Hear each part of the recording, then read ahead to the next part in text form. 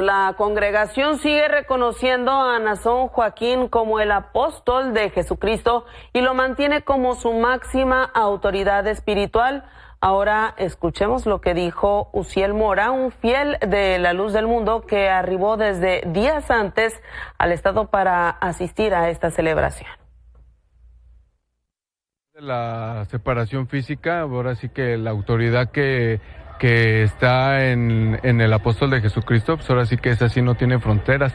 Lo que de arriba viene sobre todas las cosas y la elección pues viene de parte de Dios y se ha manifestado en él y nosotros lo hemos aceptado en nuestros corazones y pues aquí estamos presentes.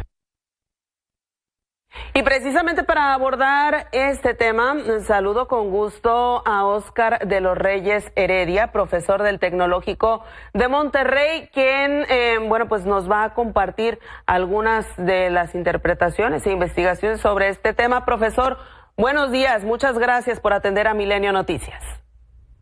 Muy buenos días a todos, buenos días a su auditorio. Pues resulta interesante y resulta sobre todo reconocer que en 1926, en medio de la Guerra Cristera, surge una iglesia que hoy día se ha consolidado y llena estadios. Esto tiene que ver con el caldo de cultivo para generar nuevas opciones religiosas, que se da precisamente en momentos de crisis. Ya lo había señalado en momentos de una suerte de anomia social.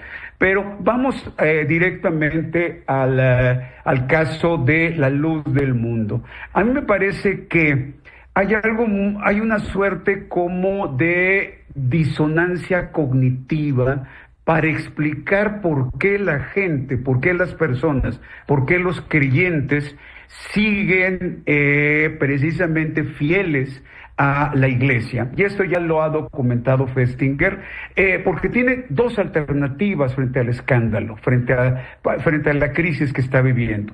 Por un lado, derrumbar el muro que significaría dejar de lado su mundo social, dejar de lado sus relaciones sociales, sus redes de ayuda, su sensación de comunidad, o bien reinterpretar la evidencia. Es decir, encontrarle una justificación válida a lo que está, al escándalo, a la persecución. En ese sentido, algunos creyentes abandonan la iglesia, pero otros reinterpretan su fe acomodándola a una suerte de narrativa de persecución, que ese sería el segundo elemento, porque para el creyente la persecución no es prueba de culpa, sino una prueba de elección, es decir, y aquí voy a ser respetuoso utilizando el arquetipo de Jesús. Recordemos que Jesús fue perseguido y condenado por un tribunal terrenal, de la misma manera en la que hoy el líder de la Luz del Mundo está siendo juzgado por un tribunal extranjero y secular. ¿Qué significa esto? Que ahí se encuentra la justificación para aquel creyente que no quiere abandonar su mundo social, una suerte de familia que ha construido, reinterprete prácticamente la evidencia. Y luego está las pruebas divinas, ¿sí? Si al creyente le va bien, es por prueba de Dios. Si al creyente le va mal, también es por prueba de Dios. En ese sentido, hablamos de la persecución del justo, en el caso de Nazón Joaquín.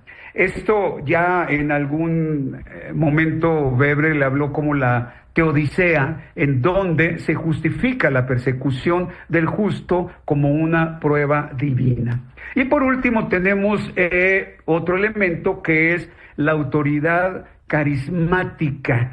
Este conducto de Dios o conducto para llegar a Dios, que es el apóstol de Jesucristo, está al margen y supera las acusaciones humanas.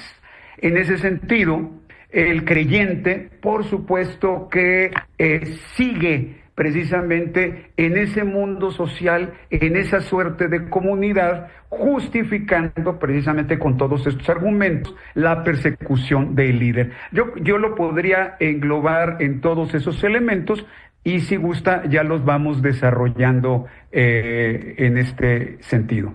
Claro, profesor, ¿qué pasa socialmente y psicológicamente en los fieles que siguen no solo a esta organización religiosa, sino a una persona en específico que es su líder y a pesar de estar tras las rejas y declarado culpable, bueno, pues todavía tiene todo ese fervor en esta organización? Hay algo bien interesante. Las personas en momentos en los que voy a incluso a romantizarlo, en la que siente que el mundo se mueve, busca reglas claras, busca una sensación de comunidad. Y en ese sentido encontramos que muchos han abandonado la Iglesia Católica porque las alternativas ofrecen, sobre todo las iglesias protestantes, la alternativa que ofrecen es, por un lado, líderes de barrio, por un lado, una ayuda comunitaria, cercanía de alguien que le llama hermano.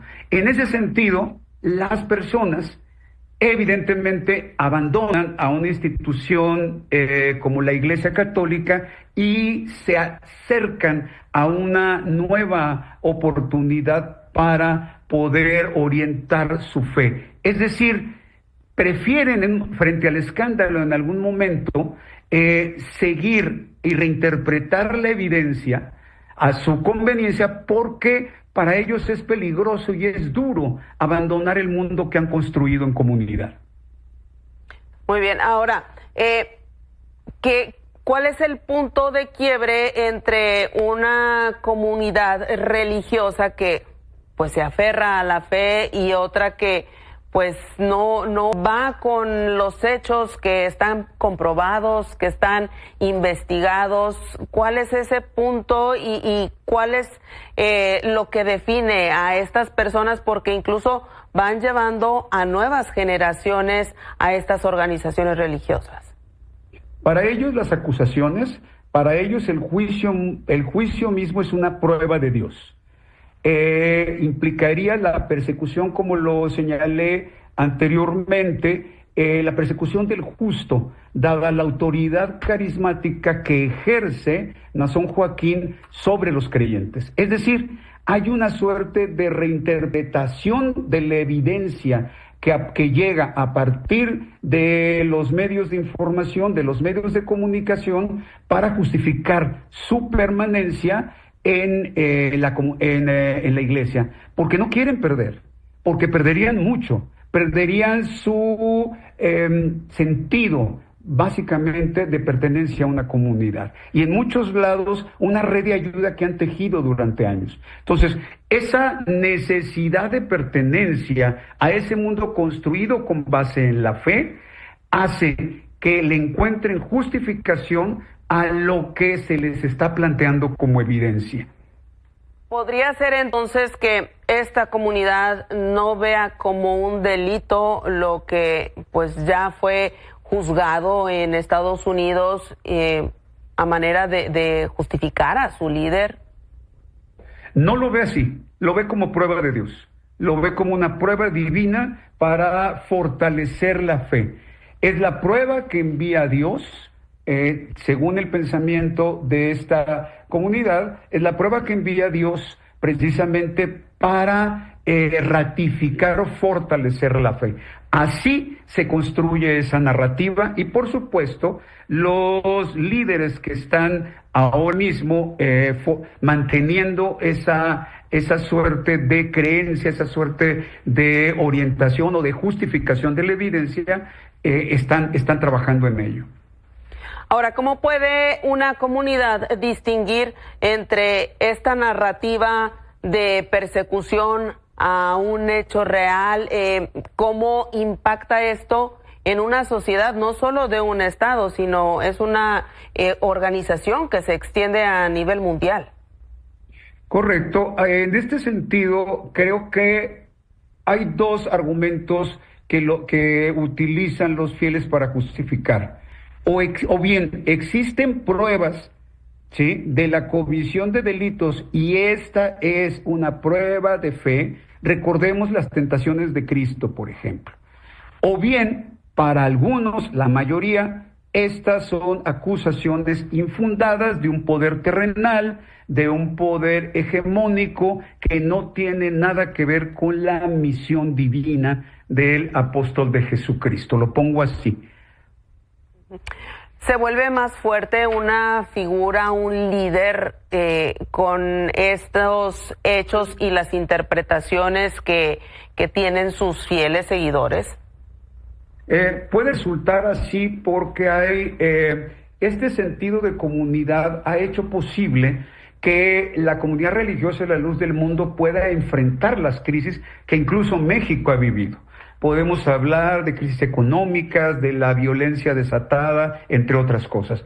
Y eso es más fuerte que el poner en duda su fe. Y pueden seguirlo creyendo porque justifican la evidencia, intentan explicarla con base en la narrativa que su líder les ha inculcado. No significa que minimizar al creyente. Lo que pasa es que podríamos decir que tiene incluso una suerte de coherencia emocional, una coherencia de pertenencia a un mundo que le ha dado alternativas que otras opciones religiosas no le han dado. Bien interesante este análisis sobre lo que ocurre con la luz del mundo y sus seguidores. Profesor Óscar de los Reyes Heredia, gracias por esta entrevista aquí con Milenio Noticias.